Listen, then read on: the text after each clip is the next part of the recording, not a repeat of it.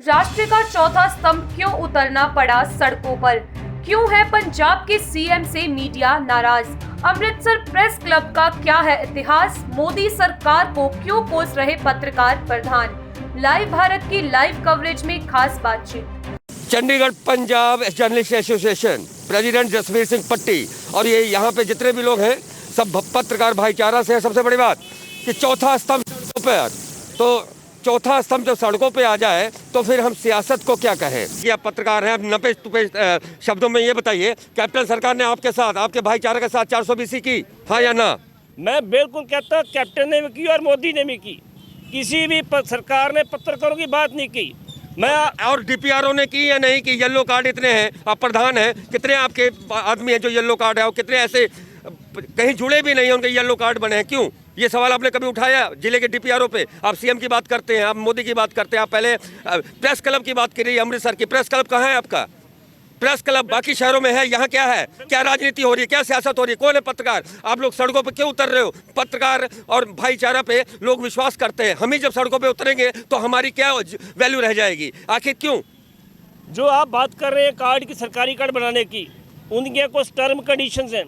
जो भी हमारा पत्रकार उनकी टर्म कंडीशन पूरी करता उसका कार्ड नहीं बनेगा तो हम जिम्मेवार हैं। जिसके जैसे मर्जी बनाए हम तो बनाते हैं, हम बनाए उनके। हमारे यहाँ पूछ लो कितने आदमी बैठे हैं जिनके बनाए हमने। जो टर्म्स नहीं कंडीशन करता, क्योंकि बहुत सारे पत्रकार को एक लेटर मिलती है, ये पत्रकार नहीं, ये हमारा न्यूज़ सप्लाई एजेंट है। और न्यूज़ सप्लाई एजेंट को वो देते नहीं है, जो वो अखबार लिख के नहीं देती तो सरकार कैसे मानेगी उसको पत्रकार? ये हमारी अखबार के 50-50 लोग बने हैं।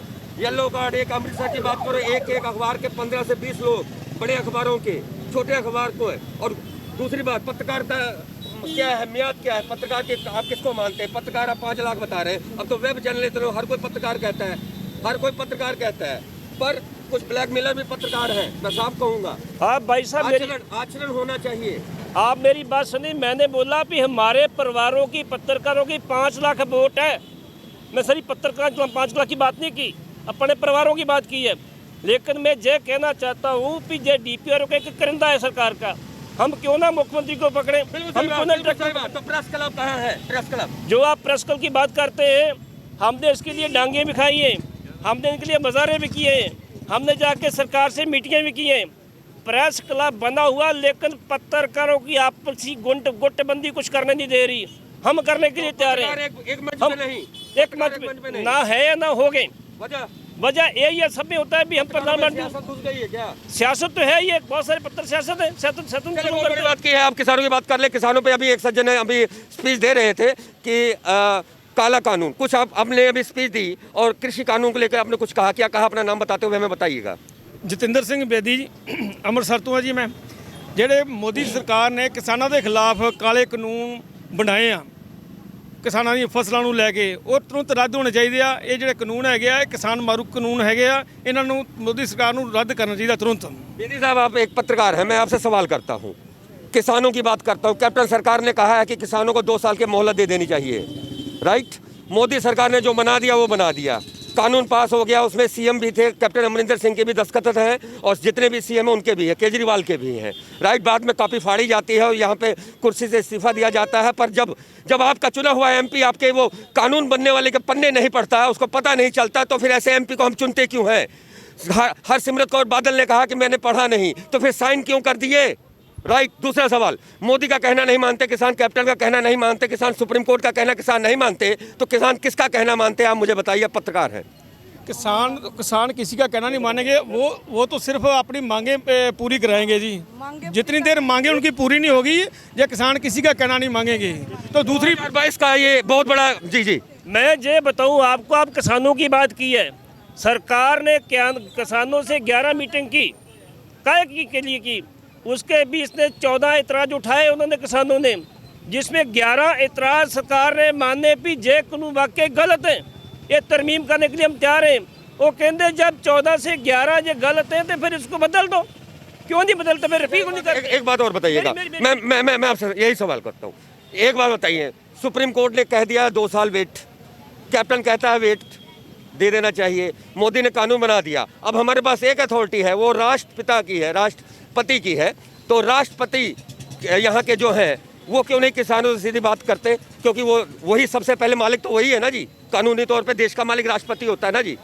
तो राष्ट्रपति क्यों नहीं बयान देता? हम पत्रकार मीडिया क्यों नहीं राष्ट्रपति पे चिट्ठी लिखते, गुजारिश करते? बात ये नहीं जी, मैं बात ये कर रहा हूँ, आपके बात में मेरी बात ने टोक दिया। मैं सोचता हूँ भी जब कानूनों में 14 से ऐतराज आए, 11 गलत सही पाए गए भी बिल्कुल ठीक है, सरकार अपील क्यों नहीं करती उसको? सरकार को चाहिए किसानों के साथ बैठ के समझौता कर ले। जो बोलते हैं भी 2 साल नहीं मानते, 5 सुप्रीम कोर्ट में किसान तो गया ही नहीं, जो गए उनको बोलो।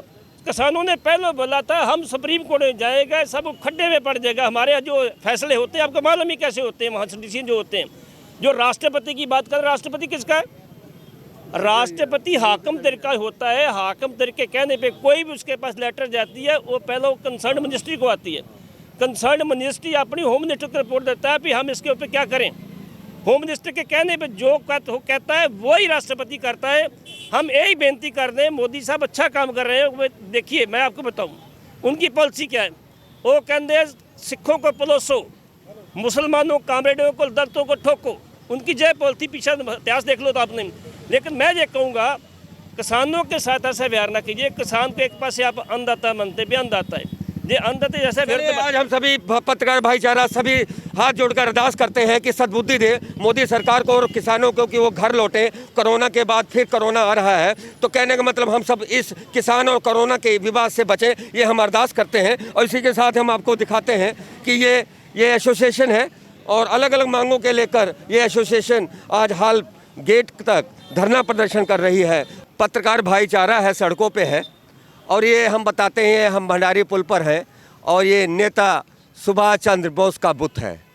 तो गर्मी ने दस्तक दे दी है, हार गले में पड़े हैं, तो यही लगता है पुण्यतिथि या जन्मदिन पर चढ़ाए गए होंगे। पुण्यतिथि तो इनकी आती ही नहीं है, क्योंकि पता ही नहीं आज तक चलता कि क्या है। लेकिन गूगल में पुण्यतिथि दे दी गई है। फिलहाल देश नहीं जानता कि नेताजी सुभाष चंद्र बोस कहाँ हैं।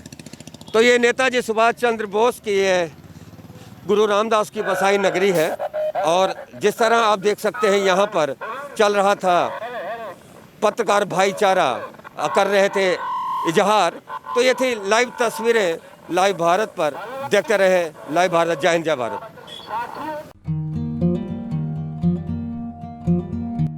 ਹੁਣ ਘਬਰਾਉਣ ਦੀ ਲੋੜ ਨਹੀਂ। ਹਰ ਬਿਮਾਰੀ ਦਾ ਇਲਾਜ ਆਯੁਰਵੈਦਿਕ ਜੜੀ ਬੂਟੀਆਂ ਦੁਆਰਾ। ਸਾਈਲ ਹੈਲਥ ਕੇਅਰ ਅੰਮ੍ਰਿਤਸਰ ਤੇ ਬੇਔਲਾਦ ਸਰੀਰਕ ਤਾਕਤ, IBS, sperm counting, man power, ਹਰ ਬਿਮਾਰੀ ਦਾ ਪੱਕਾ ਤੇ ਸਫਲ ਇਲਾਜ Sahil health care ayurvedic centre. ਲੇਕਿਨ ਅੱਜ ਵੀ ਸਾਡੇ ਭਾਰਤ ਦੇ ਵਿੱਚ ਆਯੁਰਵੇਦ ਨੂੰ ਬਹੁਤ ਮਾਨਤਾ ਦਿੱਤੀ ਜਾਂਦੀ ਹੈ, ਬਹੁਤ ਮਹੱਤਵ ਹੈ। ਆਦਮੀ ਦੇ ਵਿੱਚ ਜਿਹੜੀ ਅੰਦਰੂਨੀ ਕਮਜ਼ੋਰੀ ਜਾਂਦੀ ਹੈ, ਉਹ ਕਈ ਰੋਗਾਂ ਕਰਕੇ ਜਾਂਦੀ ਹੈ। ਜਿਹੜੇ ਔਲਾਦ ਪੈਦਾ ਨਹੀਂ ਕਰ ਸਕਦੇ, ਉਹਨਾਂ ਨੂੰ ਸ਼ੁਕਰਾਣੂ ਦੀ ਕਮੀ ਮਿਲੋ ਰੋਜ਼ਾਨਾ 10 ਤੋਂ 6 ਸਾਈਲ ਹੈਲਥ ਕੇਅਰ ਸੈਂਟਰ 100 ਫੁੱਟੀ ਰੋਡ ਅੰਮ੍ਰਿਤਸਰ। ਸੰਡੇ ਛੁੱਟੀ।